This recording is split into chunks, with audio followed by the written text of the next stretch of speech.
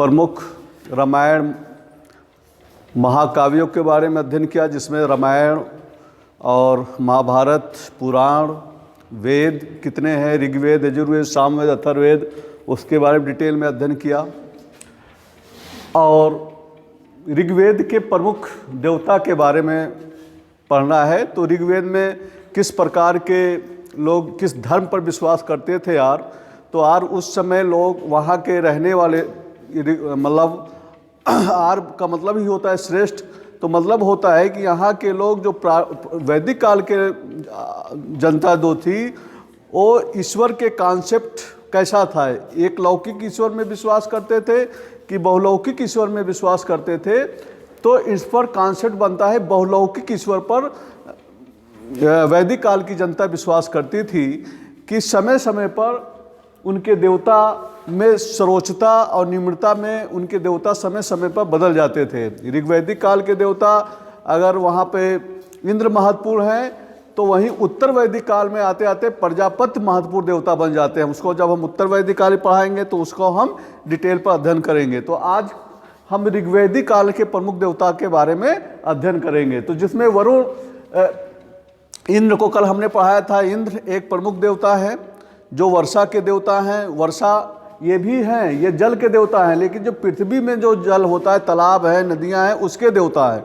और इंद्र भगवान जो बादल पर पानी बरसता है उसके देवता हैं। दोनों में अंतर समझ लीजिए, दोनों वर्षा के देवता हैं, लेकिन इंद्र जो है विशेषकर से जो आकाश के देवता है। आकाश में जब तक आकाश में जो बरसात होती है और जब तक ये आकाश में पानी रहता है उसके देवता माने जाते हैं। जैसे ये आकाश का पानी जल पृथ्वी पर आ जाता है तो इसके प्रमुख देवता वरुण बन जाते हैं। ये खास बात है इसको।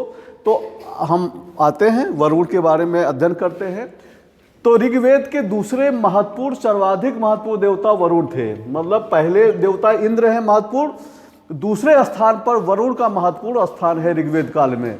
ऋग्वेद काल के महत्वपूर्ण देवता पहला स्थान इंद्र भगवान का है, तो दूसरा प्रमुख स्थान जो है वो वरुण देवता का है। इनके लिए सातवां मंडल, यानी कि वरुण देवता के लिए सातवां मंडल समर्पित है।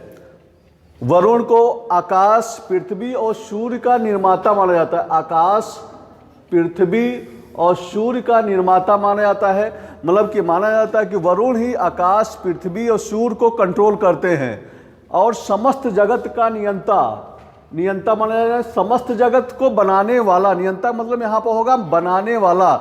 ये जो जगत है, आकाश है, पृथ्वी है, सूर्य है, वायु है, पर्वत है, उसके नियंता है। वरुण उनको बनाने वाले हैं। तो आप समझ में आया नियंता। वरुण को, वरुण देवता क्या है, आकाश, पृथ्वी और सूर्य को इन्होंने बनाया। ऐसा माना जाता है कि इन्होंने निर्माण किया और समस्त जगत का नियंता, जो ये संसार पूरा है उसमें जो निवासी हैं सबके ये बनाने वाले हैं देवता। तो इसलिए वरुण का दूसरा स्थान महत्वपूर्ण माना। इसलिए वरुण की महत्ता स्वयं ही सिद्ध हो जाती है कि कितने प्रमुख देवता हैं। और वरुण, क्योंकि वरुण को क्या है, नियंता भी बताया गया है, आकाश, पृथ्वी, सूर्य का निर्माता भी उनको माना जाता है। इसीलिए वरुण के लिए ऋतस्य गोपा भी कहा गया है, नैतिक नियमों का संरक्षक और नियम। मतलब नैतिक नियम क्या है, जो मानो किस नियम से रहेगा, कि किस प्रकार से फॉलो करोगा, सब तो नियम फॉलो होता है। तो ये नैतिक नियम क्या क्या मतलब है कि कमजोर व्यक्तियों को न सताया जाए, अकारण किसी महिला को न सताया जाए, यही तो नैतिक नियम है।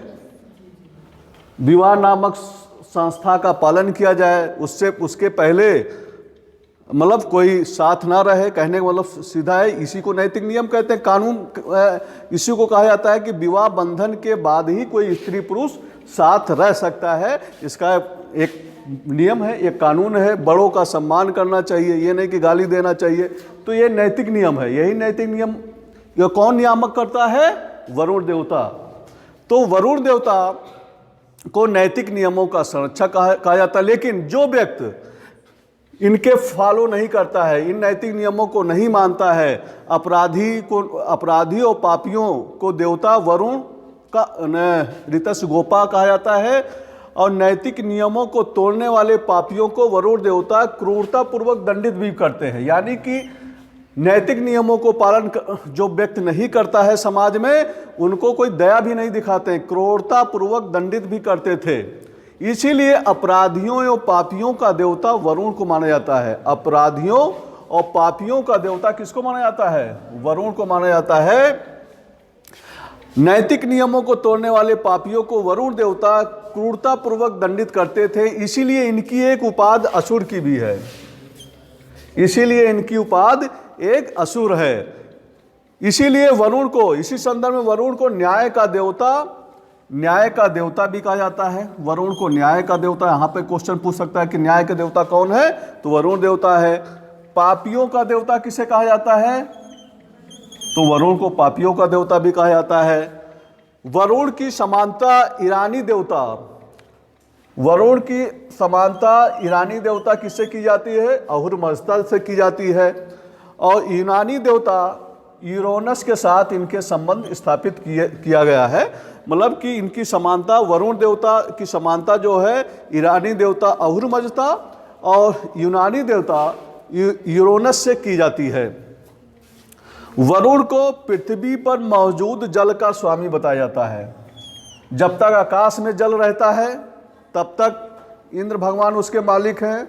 जब पृथ्वी पर वो जल आ जाता है तो उसके मौजूद स्वामी कौन हो जाते हैं? वरुण देवता उसके प्रमुख बन जाते हैं, वरुण देवता उसके स्वामी बन जाते हैं, जिनकी शक्तियों से ये माना जाता है कि नदियों, झरनों, तालाबों में जल प्रवाहित होता है। ये का मतलब कि अगर वरुण देवता रुष्ट हो जाए तो नदियों में ना पानी मिलेगा, ना झरनों में पानी मिलेगा, ना तालाबों में, ना कुओं में कहीं पानी नहीं मिलेगा, तो ना खेती होगी, ना फसल होगा और ना व्यक्ति पीने को पाएगा। तो इसलिए वरुण देवता, इसीलिए उनका दूसरा स्थान है। इसीलिए वरुण देवता महत्वपूर्ण स्थान है, क्योंकि जल ही महत्वपूर्ण है। अगर पृथ्वी पर जल ही ना रहे तो न मानव रह सकता है, न पशु पक्षी रह सकते हैं। इसलिए वरुण देवता का दूसरा स्थान है। इसलिए नदियों, झरनों, तालाबों, कुओं के पानी के लिए जो देवता प्रमुख देवता है वो वरुण को माना जाता है। और वरुण को रातकालीन सूर्य भी कहा जाता है। क्वेश्चन बन सकता है, रातकालीन सूर्य किस देवता को माना जाता है? तो वरुण को रातकालीन सूर्य की उपाधि भी मिली हुई है। वरुण की उपाधियां भी कुछ मिला है। एक है विश्वतश्चसु, अर्थात सभी जगह पर दृष्टि रखने वाले। वरुण जो हैं को विश्वतश्चसु कहा गया, अर्थात वो पृथ्वी पर भी नियंत्रण देखते हैं, आकाश में भी देखते हैं और जल पर भी वो सभी जगह पर अपनी दृष्टि रखते हैं। यानी कि सभी जगह पर उनका नियंत्रण होता है, समान दृष्टि रखते हैं। इसीलिए उनको विश्वतश्चसु कहा गया है। सम्राट का मतलब समान रूप से शासन करने वाला। यानी कि सम्राट का ये मतलब होता है कि हर व्यक्ति के द्वारा एक निगाह से देखना, किसी के साथ समानता, सभी के साथ व्यवहार करना। जैसे जब बरसात होती है तो चाहे कोई गरीब हो चाहे अमीर हो, सबके जगह जल एक समान बरसात करती है, उसमें का भेदभाव नहीं होता है। जिस प्रकार भगवान सूर्य होते हैं, चाहे गरीब हो, चाहे अमीर हो, चाहे छोटा हो, चाहे बड़ा हो, चाहे 10 साल का बालक हो, चाहे 90 साल का बुढ़वा हो, सभी को समान सूर्य की प्रकाश मिलता है। उसके साथ सूर्य भगवान किसी के साथ अन्याय नहीं करते हैं। उसी प्रकार सम्राट का भी कर्तव्य है कि उनकी जो जनता है वो जनता के साथ समान व्यवहार करे। ये नहीं कि अमीरों के साथ अच्छा व्यवहार करे, गरीबों के साथ गलत व्यवहार करे। ये सम्राट का कर्तव्य नहीं होता, क्योंकि सम्राट का कर्तव्य है कि जनता के साथ अपने पुत्रों जैसा व्यवहार करे, प्रजा को अपना पुत्र जैसा व्यवहार करे। जैसे अशोक करता है अपना, तो उसके बारे में जब अशोक के बारे में पढ़ाएंगे तो बताएं कि प्रजा के साथ समानता का व्यवहार करता है। आपके संविधान में फंडामेंटल राइट भी उसी समानता की बात करता है कि धार्मिक स्वतंत्रता सभी के साथ मिले, नौकरियों में सभी के साथ समानता का व्यवहार मिले। तो स्वतंत्रता, समानता, भाई बंधुत्व का बातें कहाँ मिली है? बाद में फ्रांस की क्रांति, यही बात यहीं अपनाई गई है। यही आपके वैदिक काल से कि सभी के साथ समानता का व्यवहार हो। ये बातें आपके वरुण देवता से भी आपको मिल सकता है। ये बातें जब 1789 की क्रांति होती है लुई 16वां राजा था, रानी एंतुआने थी, तो ये जनता के अधिकार को देना नहीं चाहती थी। जनता मांगती थी कि हमको भोजन चाहिए, हमको हमको बहाल किया जाए, हमें नौकरियों में स्वतंत्रता मिले, हमें धार्मिक स्वतंत्रता मिले, लेकिन राजा देने के लिए तैयार नहीं थे। तो जब बहुत समय हो जाता है तब जनता विद्रोह करती है। जब जनता को मौलिक अधिकार नहीं मिलता तो विद्रोह करती है। तो 1789 में फ्रांस की क्रांति होती है और फिर वहाँ से धीरे धीरे राजतंत्र समाप्त होता है, लोकतंत्र बनने लगता है, डेमोक्रेसी की स्थापना होती है। तो ये समझ लीजिए जो वरुण देवता एक हिसाब से क्या है, जल के स्वामी, इसके साथ साथ वो क्या है, आकाश, पृथ्वी और सूर्य के भी निर्माता माने जाते हैं। और उनको सम्राट की उपाधि भी मिली है क्योंकि वो सभी को एक निगाह से देखते हैं। उनके साथ जो भी है सभी को समान नियमों को देखने वाले कौन है, वरुण देवता है। अगली उपाधि है धृतव्रत, यानी कि नियमों को धारण करने वाला, वो नियम से बंधे रहते हैं। वरुण देवता नियमों से बढ़ने वाले देवता है।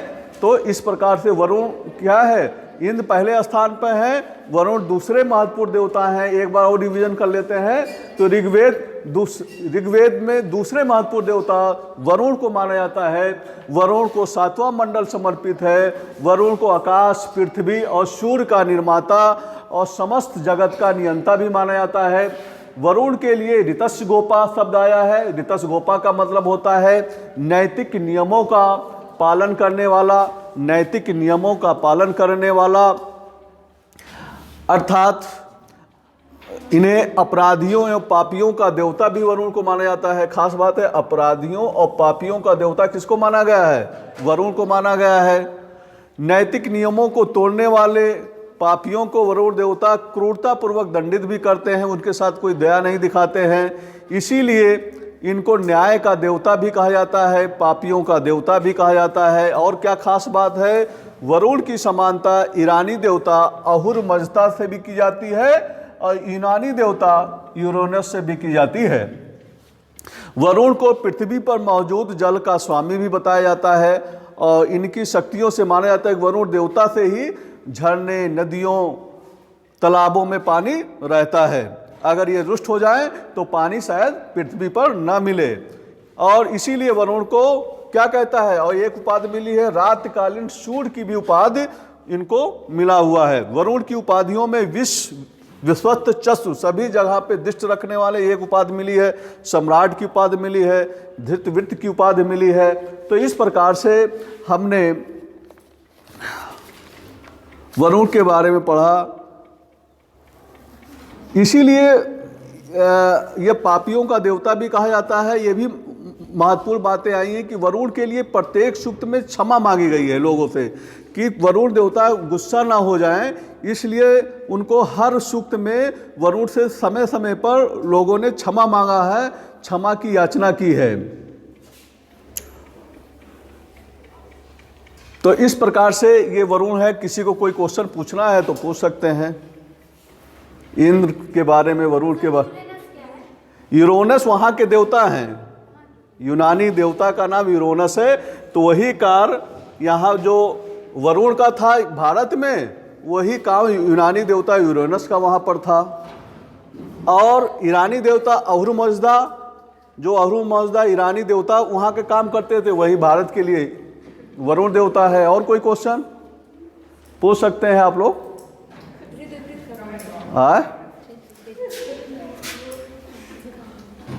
अगला पढ़ाएं कि है टाइम अभी नहीं? इसका मतलब नियमों को धारण करने वाला, जो भी नियम है फॉलो हो। जो भाई राजा नियम बनाता वही नियम का पालन ना करे तो कैसे माना जाएगा? हम अगर कहें कि भैया सिगरेट ना पियो, शराब ना पियो, हम ही पिए तो क्या होगा? लड़के मानेंगे? कहीं कि अपना तो वो कर रहे हैं, हमको सिखा रहे हैं कि ना सिगरेट पियो ना तो क्या है, स्वयं पहले नियम का पालन करो तभी विद्यार्थी नियम का पालन करें। हम स्वयं ईमानदार बने तभी विद्यार्थियों को कहेंगे कि ईमानदारी का पालन करो, तब ईमानदारी का पालन करो। हम कहें चोरी ना करो तो हम खुदे चोरी करें, तब हम कैसे नियम बनाएंगे कि आप लोग करो? तो यही है नैतिक नियम है। हम स्वयं ईमानदारी से परीक्षा दें, कहें कि परीक्षा में भाई सब लोग करो, नकल करके ना पास हो, और स्वयं हम गलत कार्य करें तो कैसे माना जाएगा? नहीं माना जाएगा। पहले हमें स्वयं ही ईमानदारी पूर्वक रहना पड़ेगा। हमें स्वयं ही अपने चरित्र का निर्माण स्वयं जब हम अच्छा करेंगे तभी विद्यार्थी करेंगे, और हम ही गलत होंगे तब कोई हमारी बात को नहीं मानेगा। तो वही हाल वरुण देवता को कहा गया है कि ये धृतवृत्त नियमों को धारण करने वाला विश्वत चक्षु है, सभी जगह पर दृष्टि रखने वाला सम्राट। सम्राट का मतलब है सभी के साथ, चाहे जनता छोटी हो, चाहे बड़ी हो, अमीर हो, गरीब हो, सभी के साथ समान व्यवहार करने वाला, उसी को सम्राट कहा जाता है। सम्राट का मतलब है किसी के साथ वो भेदभाव ना करे, सभी के साथ समानता, धार्मिक स्वतंत्रता का व्यवहार करे। तो ये है सम्राट की विशेषता। तो ये वरुण को मिला हुआ। तो आज हम वरुण देवता के बारे में पढ़ें, तो कल हम जो ऋग्वेद काल के अन्य प्रमुख देवता हैं, कल हम उनके बारे में चर्चा करें। तो शायद आपने इंद्र के बारे में अध्ययन कर लिया और वरुण के बारे में अध्ययन कर लिया। अब कल हम अग्नि के बारे में अन्य प्रमुख देवता जो हैं उनके बारे में चर्चा करेंगे। धन्यवाद। बीच में पूछ का